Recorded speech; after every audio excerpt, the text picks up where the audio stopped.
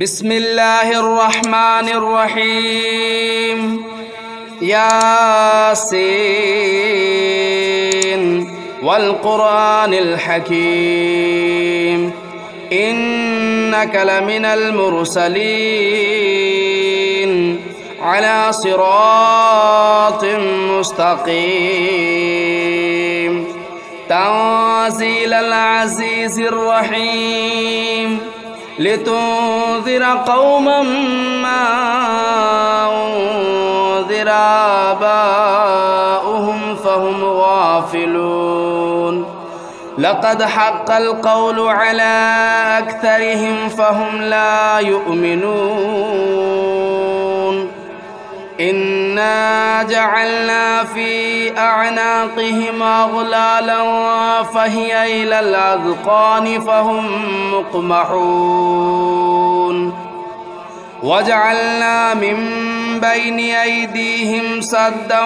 ومن خلفهم سدا فأغشيناهم فهم لا يبصرون وسواء عليهم أنذرتهم أم لم تنذرهم لا يؤمنون إنما تنذر من اتبع الذكر وخشي الرحمن بالغيب فبشره بمغفرة وأجر كريم إنا نحن نحيي الموتى ونكتب ما قدموا وآثارهم وكل شيء أحصيناه في إمام مبين واضرب لهم مثلا أصحاب القرية إذ جاءها المرسلون إذ أرسلنا إليهم اثنين فكذبوهما فعززنا بثالث فقالوا إنا إليكم مرسلون قالوا ما أنتم إلا بشر مثلنا وما أنزل الرحمن من شيء إن أنتم إلا تكذبون قالوا ربنا يعلم إنا إليكم لمرسلون وما علينا إلا البلاغ المبين قالوا إنا تطيرنا بكم لئن لم تنتهوا لنرجمنكم وليمسنكم منا عذاب أليم قالوا طائركم معكم أئن ذكرتم بل أنتم قوم مسرفون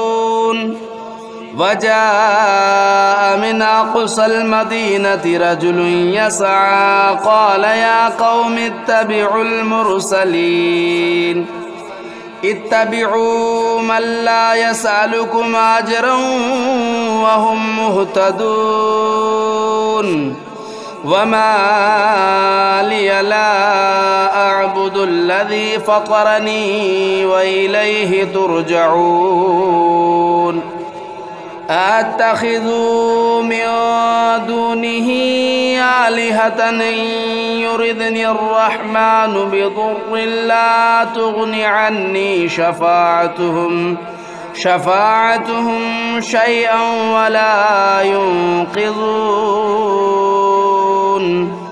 إني إذا لفي ضلال مبين إني آمنت بربكم فاسمعون قيل ادخل الجنة قال يا ليت قومي يعلمون بما غفر لي ربي وجعلني من المكرمين وما أنزلنا على قومه من بعده من جود من السماء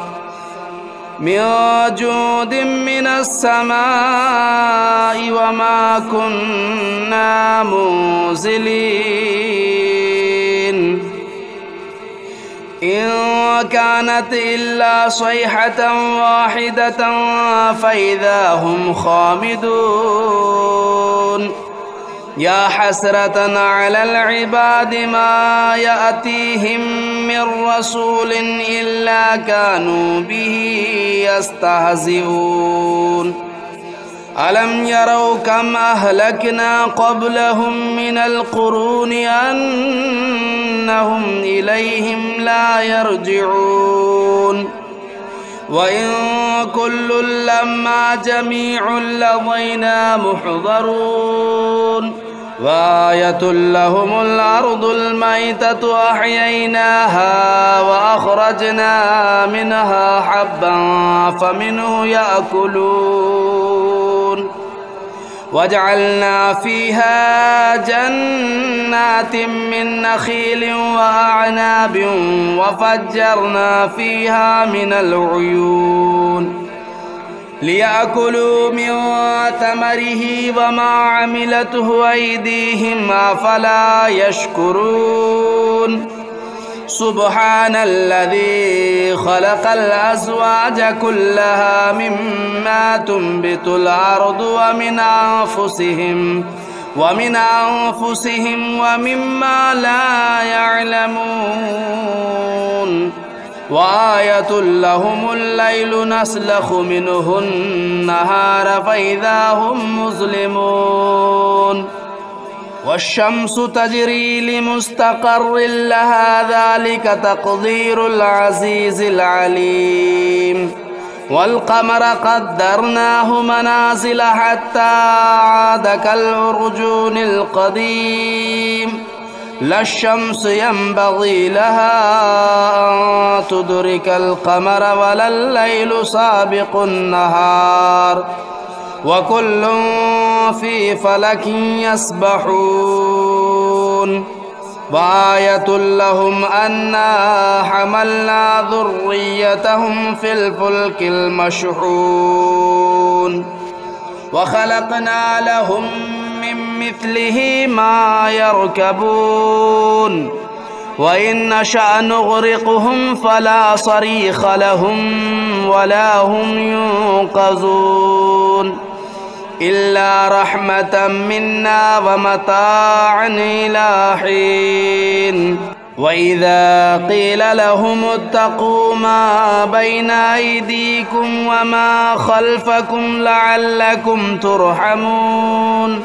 وما تأتيهم من آية من آيات ربهم إلا كانوا عنها معرضين وإذا قيل لهم أنفقوا مما رزقكم الله قال الذين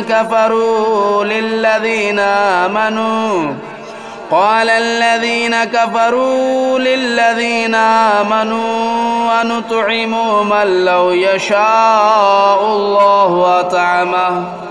إن أنتم إلا في ضلال مبين ويقولون متى هذا الوعد إن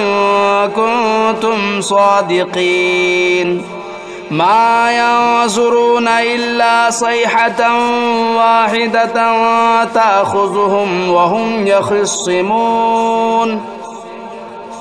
فلا يستطيعون توصية ولا إلى أهلهم يرجعون ونفخ في الصور فإذا هم من الأجداث إلى ربهم ينسلون قالوا يا ويلنا من بعثنا من مرقدنا هذا ما وعد الرحمن وصدق المرسلون إن كانت إلا صيحة واحدة فإذا هم جميع لدينا محضرون فاليوم لا تظلم نفس شيئا ولا تجزون إلا ما كنتم تعملون إن أصحاب الجنة اليوم في شغل فاكهون هم وأزواجهم في ظلال على الأرائك متكئون لهم فيها فاكهة ولهم ما يدعون سلام قولا من رب رحيم وامتازوا اليوم أيها المجرمون ألم أعهد إليكم يا بني آدم ألا تعبدوا الشيطان إنه لكم عدو مبين وأن اعبدوني هذا صراط مستقيم ولقد أضل منكم جبلا كثيرا أفلم تكونوا تعقلون هذه جهنم التي كنتم توعدون اصلوها اليوم بما كنتم تكفرون اليوم نختم على أفواههم وتكلمنا أيديهم وتشهد أرجلهم بما كانوا يكسبون ولو نشاء لطمسنا على أعينهم فاستبقوا الصراط فأنى يبصرون ولو نشاء لمسخناهم على مكانتهم فما استطاعوا مضيا ولا يرجعون ومن نعمره ننكسه في الخلق أفلا يعقلون وما علمناه الشعر وما ينبغي له إن هو إلا ذكر وقرآن مبين لينذر من كان حيا ويحق القول على الكافرين أولم يروا أنا خلقنا لهم مما عملت أيدينا أنعاما فهم لا مالكون وذللناها لهم فمنها ركوبهم ومنها يأكلون ولهم فيها منافع ومشارب أفلا يشكرون واتخذوا من دون الله آلهة لعلهم ينصرون لا يستطيعون نصرهم وهم لهم جند محضرون فلا يحزنك قولهم إنا نعلم ما يسرون وما يعلنون أولم ير الإنسان أنا خلقناه من نطفة فإذا هو خصيم مبين وضرب لنا مثلا ونسي خلقه قال من يحيي العظام وهي رميم قل يحييها الذي أنشأها أول مرة وهو بكل خلق عليم الذي جعل لكم من الشجر الأخضر نارا فإذا أنتم منه توقدون أوليس الذي خلق السماوات والأرض بقادر على أن يخلق مثلهم بلى وهو الخلاق العليم إنما أمره إذا أراد شيئا أن يقول له كن فيكون فسبحان الذي بيده ملكوت كل شيء وإليه ترجعون بسم الله الرحمن الرحيم الرحمن علم القرآن خلق الإنسان علمه البيان الشمس والقمر بحسبان والنجم والشجر يسجدان والسماء رفعها ووضع الميزان ألا تطغوا في الميزان وأقيموا الوزن بالقسط ولا تخسروا الميزان والأرض وضعها للأنام فيها فاكهة والنخل ذات الأكمام والحب ذو العصف والريحان فبأي آلاء ربكما تكذبان خلق الإنسان من صلصال كالفخار وخلق الجان من مارج من نار فبأي آلاء ربكما تكذبان رب المشرقين ورب المغربين فبأي آلاء ربكما تكذبان مرج البحرين يلتقيان بينهما برزخ لا يبغيان فبأي آلاء ربكما تكذبان يخرج منهما اللؤلؤ والمرجان فبأي آلاء ربكما تكذبان وله الجوار المنشآت في البحر كالأعلام فبأي آلاء ربكما تكذبان كل من عليها فان ويبقى وجه ربك ذو الجلال والإكرام فبأي آلاء ربكما تكذبان يسأله من في السماوات والأرض كل يوم هو في شأن فبأي آلاء ربكما تكذبان سنفرغ لكم أيها الثقلان فبأي آلاء ربكما تكذبان يا معشر الجن والإنس إن استطعتم أن تنفذوا من أقطار السماوات والأرض فانفذوا لا تنفذون إلا بسلطان فبأي آلاء ربكما تكذبان يرسل عليكما شواظ من نار ونحاس فلا تنتصران فبأي آلاء ربكما تكذبان فإذا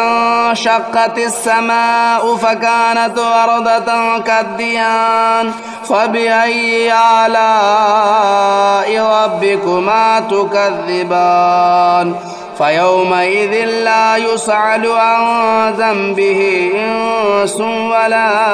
جان فبأي آلاء ربكما تكذبان يعرف المجرمون بسيماهم فيؤخذوا بالنواصي والأقدام فبأي آلاء ربكما تكذبان هذه جهنم التي يكذب بها المجرمون يطوفون بينها وبين حميم آن فبأي آلاء ربكما تكذبان ولمن خاف مقام ربه جنتان فبأي آلاء ربكما تكذبان ذواتا أفنان فبأي آلاء ربكما تكذبان فيهما عينان تجريان فبأي آلاء ربكما تكذبان فيهما من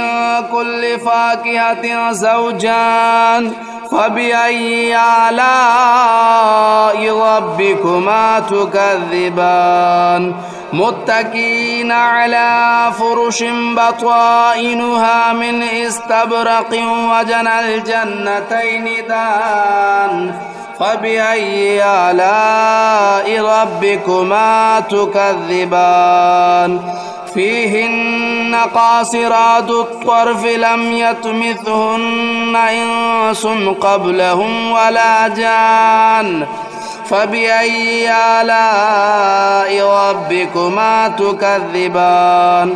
كأنهن الياقوت والمرجان فبأي آلاء ربكما تكذبان هل جزاء الإحسان إلا الإحسان فبأي آلاء ربكما تكذبان ومن دونهما جنتان فبأي آلاء ربكما تكذبان مدهامتان فبأي آلاء ربكما تكذبان فيهما عينان نداختان فبأي آلاء ربكما تكذبان فيهما فاكهة والنخل والرمان فبأي آلاء ربكما تكذبان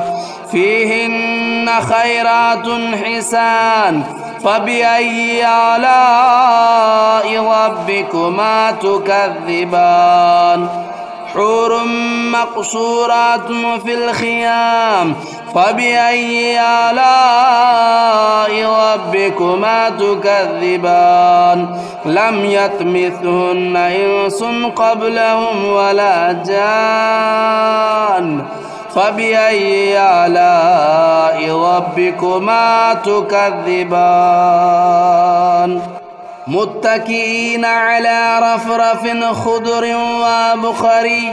حسان فبأي آلاء ربكما تكذبان تبارك اسم ربك ذو الجلال والإكرام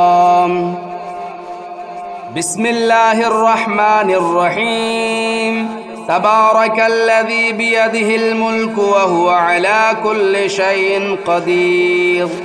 الذي خلق الموت والحياة ليبلوكم أيكم أحسن عملا وهو العزيز الغفور الذي خلق 7 سماوات طباقا ما ترى في خلق الرحمن من تفاؤت فارجع البصر هل ترى من فتور ثم ارجع البصر كرتين ينقلب إليك البصر خاسئا وهو حسير ولقد زينا السماء الدنيا بمصابيح وجعلناها رجوما للشياطين وأعتدنا لهم عذاب السعير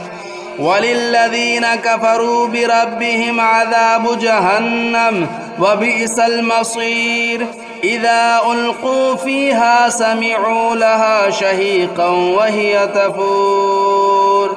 تكاد تميز من الغيظ كلما ألقي فيها فوج سألهم خزنتها ألم يأتكم نذير قالوا بلى قد جاءنا نذير فكذبنا وقلنا ما نزل الله من شيء إن أنتم إلا في ضلال كبير وقالوا لو كنا نسمع أو نعقل ما كنا في أصحاب السعير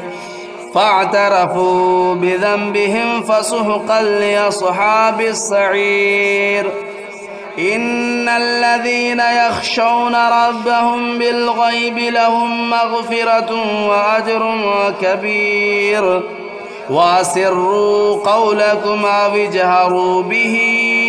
إنه عليم بذات الصدور ألا يعلم من خلق وهو اللطيف الخبير هو الذي جعل لكم الأرض ذلولا فامشوا في مناكبها وكلوا من رزقه وإليه النشور أأمنتم من في السماء أن يخسف بكم الأرض فإذا هي تمور أم أمنتم من في السماء أن يرسل عليكم حاصبا فستعلمون كيف نذير ولقد كذب الذين من قبلهم فكيف كان نكير أولم يروا إلى الطير فوقهم صافات ويقبضن ما يمسكهن إلا الرحمن إنه بكل شيء بصير أمن هذا الذي هو جند لكم ينصركم من دون الرحمن إن الكافرون إلا في غرور أمن هذا الذي يرزقكم إن أمسك رزقه بل لجوا في عتو ونفور أفمن يمشي مكبا على وجهه أهدى أمن يمشي سويا على صراط مستقيم قل هو الذي أنشأكم وجعل لكم السمع والأبصار والأفئدة قليلا ما تشكرون قل هو الذي ذرأكم في الأرض وإليه تهشرون ويقولون متى هذا الوعد إن كنتم صادقين قل إنما العلم عند الله وإنما أنا نذير مبين فلما رأوه زلفة سيئت وجوه الذين كفروا وقيل هذا الذي كنتم به تدعون قل أرأيتم إن أهلكني الله ومن معي أو رحمنا فمن يجير الكافرين من عذاب أليم قل هو الرحمن آمنا به وعليه توكلنا فستعلمون من هو في ضلال مبين قل أرأيتم إن أصبح ماؤكم غورا فمن يأتيكم بماء معين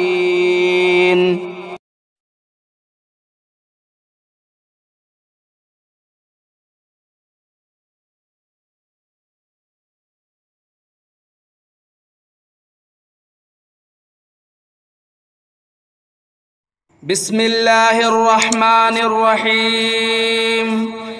ياسين والقرآن الحكيم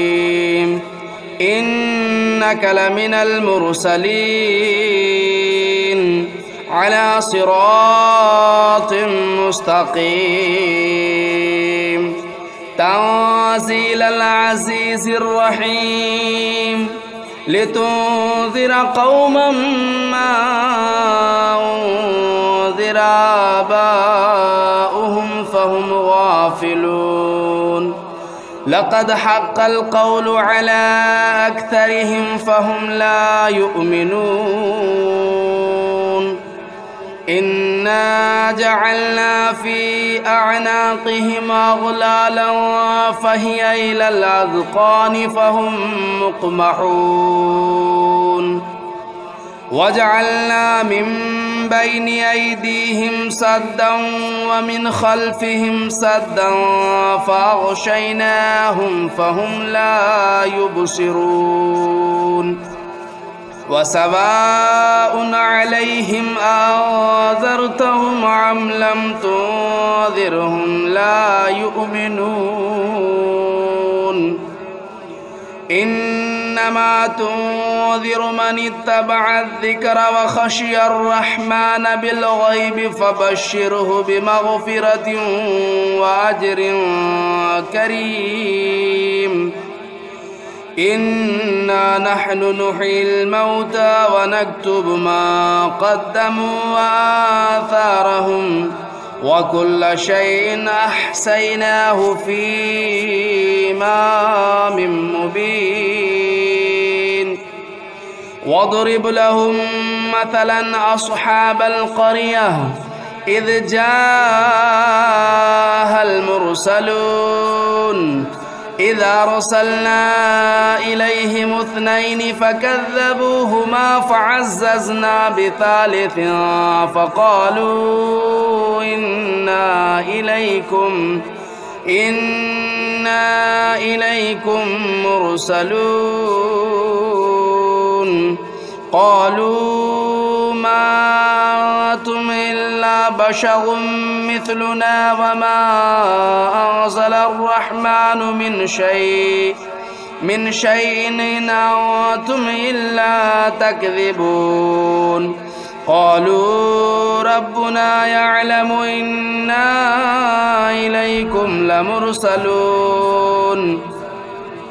وما علينا إلا البلاغ المبين قالوا إنا تطيرنا بكم لئن لم تنتهوا لنرجمنكم وليمسنكم منا عذاب أليم قالوا طائركم معكم أئن ذكرتم بل أنتم قوم مسرفون وجاء من أقصى المدينة رجل يسعى قال يا قوم اتبعوا المرسلين اتبعوا من لا يسألكم أجرا وهم مهتدون وما لي لا أعبد الذي فطرني وإليه ترجعون أتخذ من دونه آلهة إن يردني الرحمن بضر لا تغن عني شفاعتهم شيئا ولا ينقذون إني إذا لفي ضلال مبين إني آمنت بربكم فاسمعون قيل ادخل الجنة قال يا ليت قومي يعلمون بما غفر لي ربي وجعلني من المكرمين وما أنزلنا على قومه من بعده من جود من السماء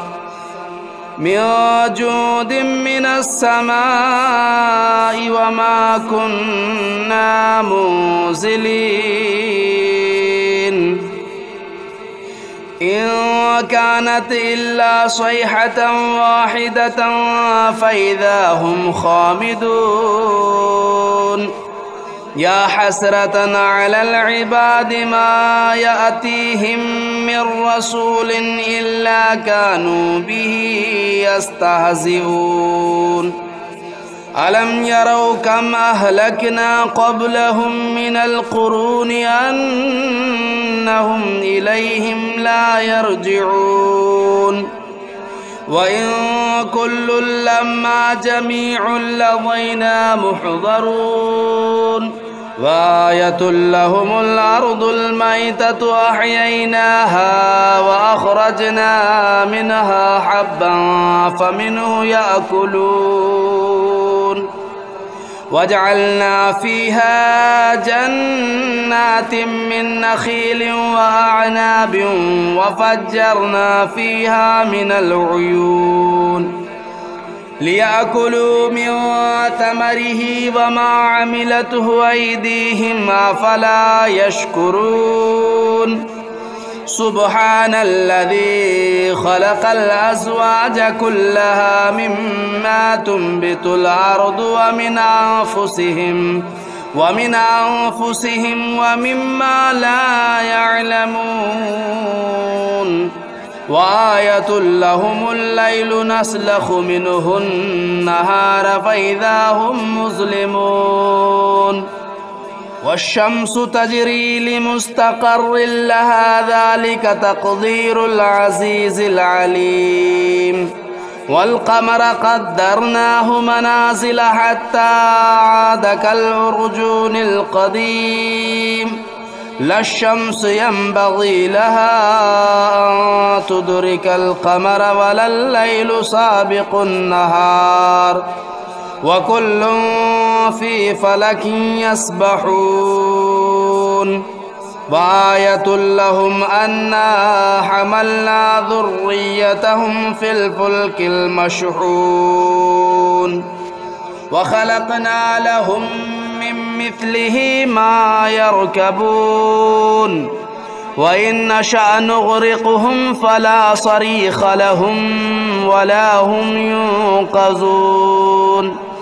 إلا رحمة منا ومتاعا إلى حين وإذا قيل لهم اتقوا ما بين أيديكم وما خلفكم لعلكم ترحمون وما تأتيهم من آية من آيات ربهم إلا كانوا عنها معرضين وإذا قيل لهم أنفقوا مما رزقكم الله قال الذين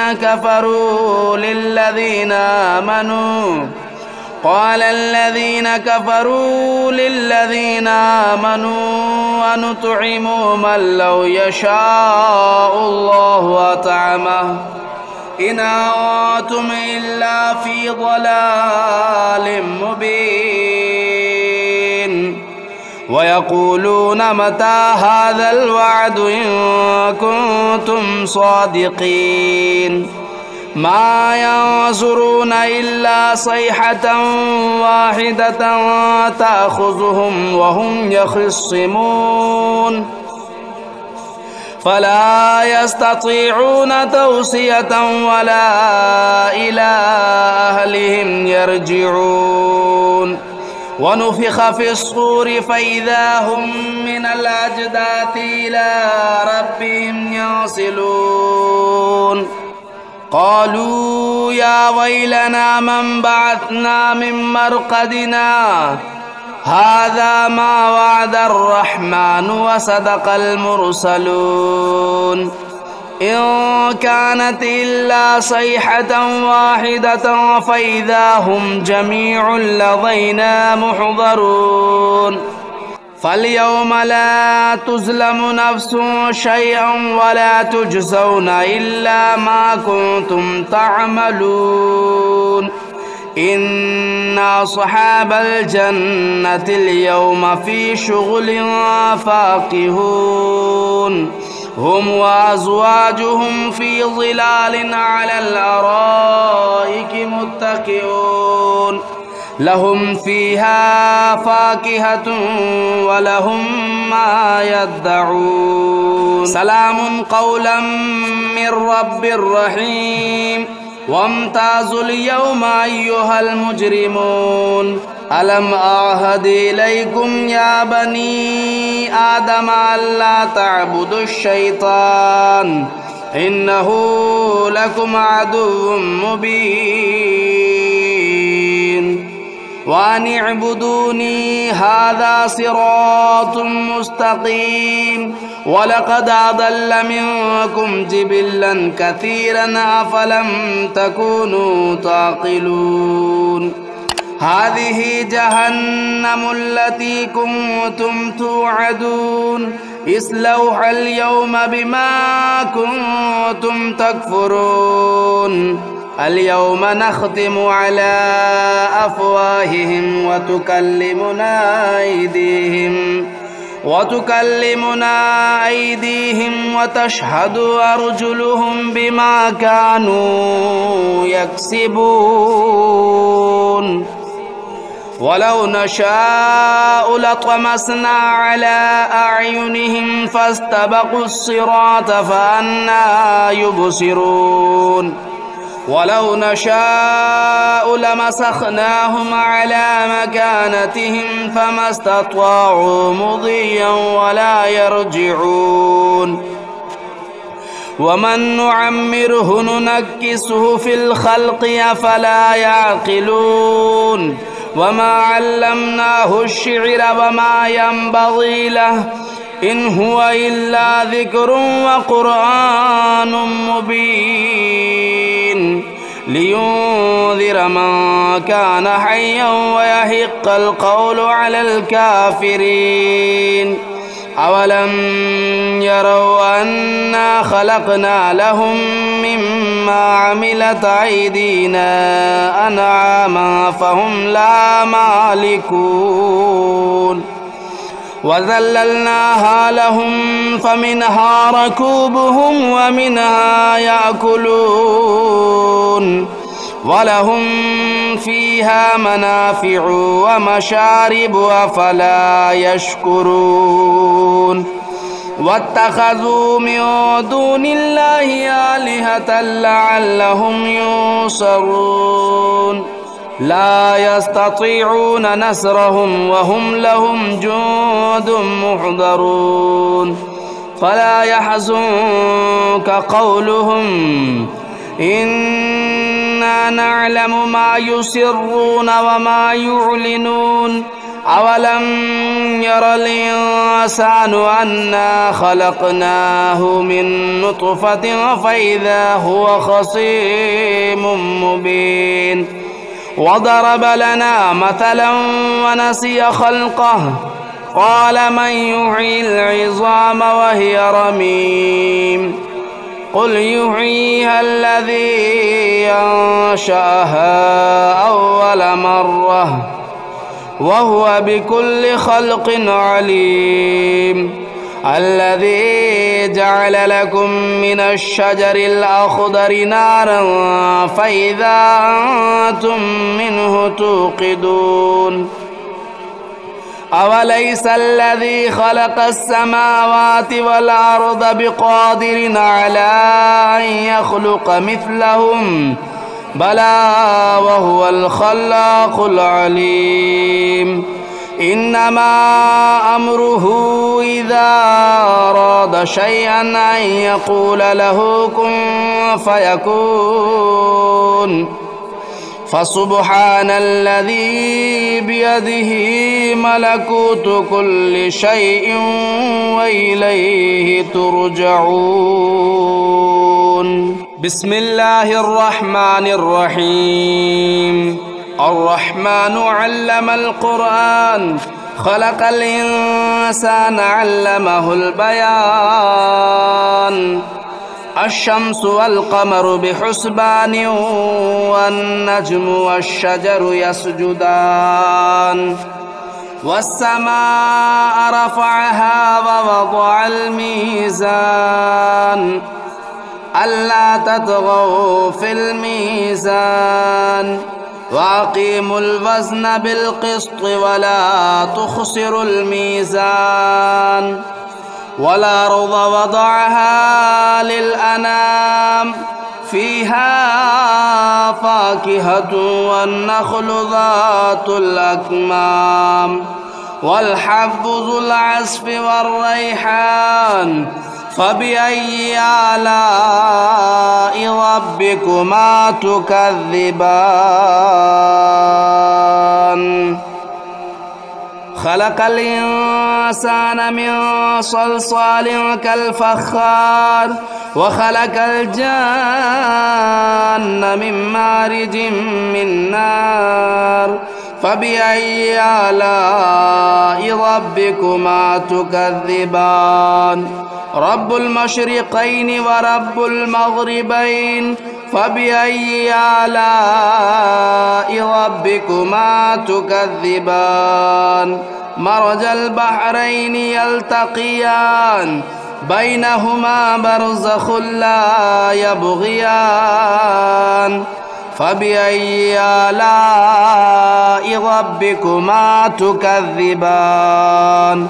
يخرج منهما اللؤلؤ والمرجان فبأي آلاء ربكما تكذبان وله الجوار المنشآت في البحر كالأعلام فبأي آلاء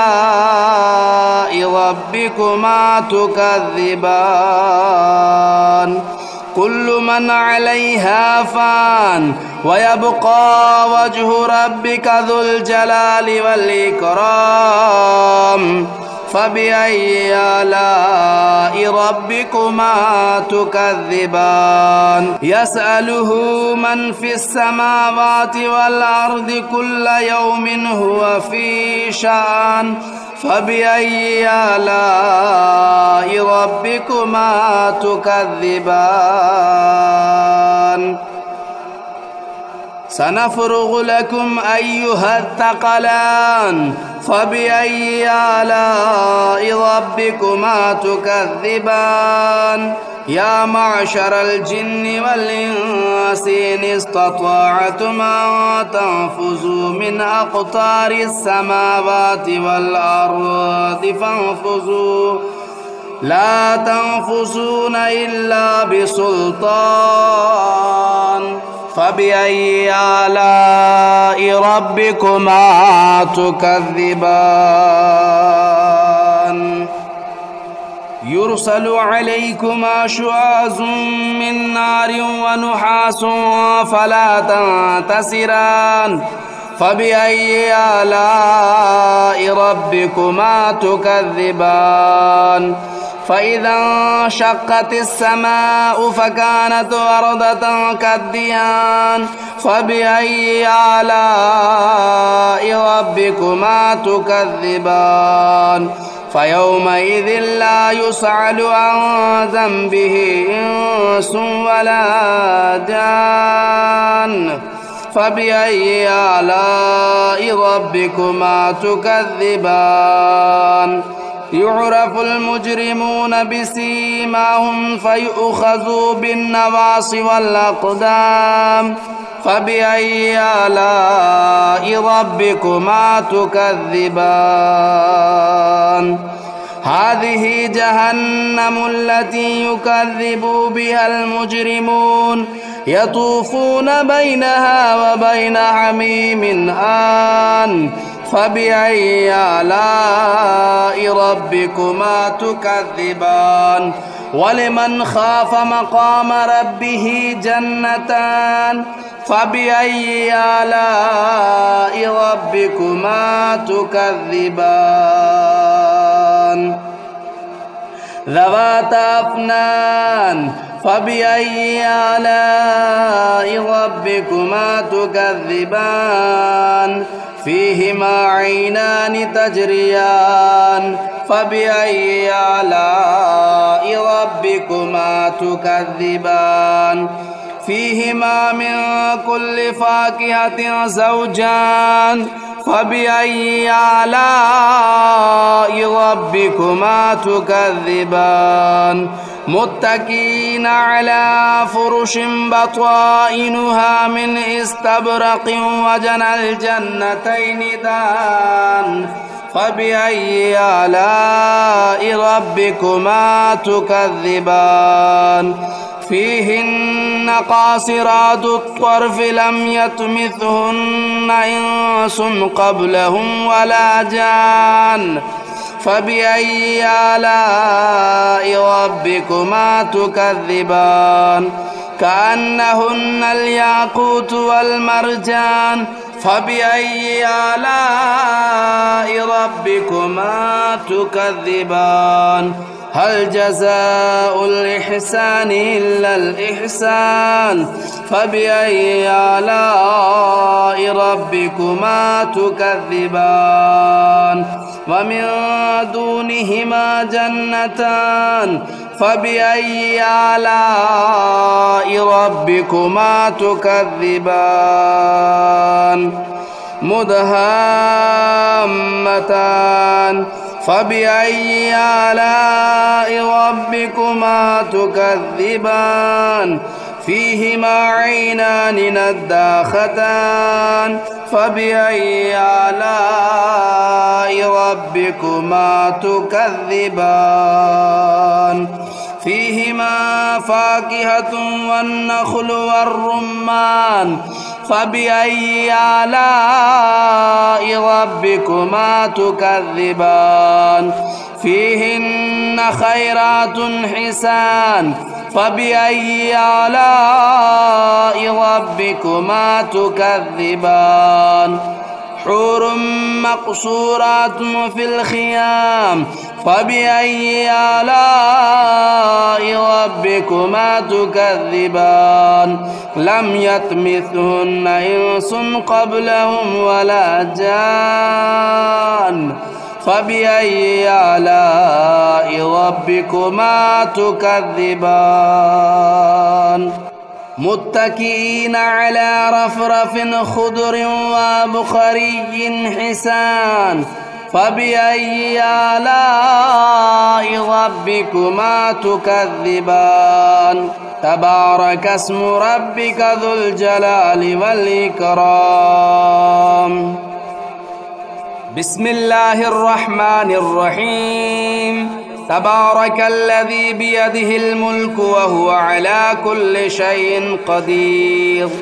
الذي خلق الموت والحياة ليبلوكم أيكم أحسن عملا وهو العزيز الغفور الذي خلق 7 سماوات طباقا ما ترى في خلق الرحمن من تفاؤت فارجع البصر هل ترى من فتور ثم ارجع البصر كرتين ينقلب إليك البصر خاسئا وهو حسير ولقد زينا السماء الدنيا بمصابيح وجعلناها رجوما للشياطين وأعتدنا لهم عذاب السعير وللذين كفروا بربهم عذاب جهنم وبئس المصير إذا ألقوا فيها سمعوا لها شهيقا وهي تفور تكاد تميز من الغيظ كلما ألقي فيها فوج سألهم خزنتها ألم يأتكم نذير قالوا بلى قد جاءنا نذير فكذبنا وقلنا ما نزل الله من شيء إن أنتم إلا في ضلال كبير وقالوا لو كنا نسمع أو نعقل ما كنا في أصحاب السعير فاعترفوا بذنبهم فسحقا لأصحاب السعير إن الذين يخشون ربهم بالغيب لهم مغفرة وأجر كبير وأسروا قولكم أو اجهروا به إنه عليم بذات الصدور ألا يعلم من خلق وهو اللطيف الخبير هو الذي جعل لكم الأرض ذلولا فامشوا في مناكبها وكلوا من رزقه وإليه النشور أأمنتم من في السماء أن يخسف بكم الأرض فإذا هي تمور أم أمنتم من في السماء أن يرسل عليكم حاصبا فستعلمون كيف نذير ولقد كذب الذين من قبلهم فكيف كان نكير أولم يروا إلى الطير فوقهم صافات ويقبضن ما يمسكهن إلا الرحمن إنه بكل شيء بصير أمن هذا الذي هو جند لكم ينصركم من دون الرحمن إن الكافرون إلا في غرور أمن هذا الذي يرزقكم إن أمسك رزقه بل لجوا في عتو ونفور أفمن يمشي مكبا على وجهه أهدى أمن يمشي سويا على صراط مستقيم قل هو الذي أنشأكم وجعل لكم السمع والأبصار والأفئدة قليلا ما تشكرون قل هو الذي ذرأكم في الأرض وإليه تهشرون ويقولون متى هذا الوعد إن كنتم صادقين قل إنما العلم عند الله وإنما أنا نذير مبين فلما رأوه زلفة سيئت وجوه الذين كفروا وقيل هذا الذي كنتم به تدعون قل أرأيتم إن أهلكني الله ومن معي أو رحمنا فمن يجير الكافرين من عذاب أليم قل هو الرحمن آمنا به وعليه توكلنا فستعلمون من هو في ضلال مبين قل أرأيتم إن أصبح ماؤكم غورا فمن يأتيكم بماء معين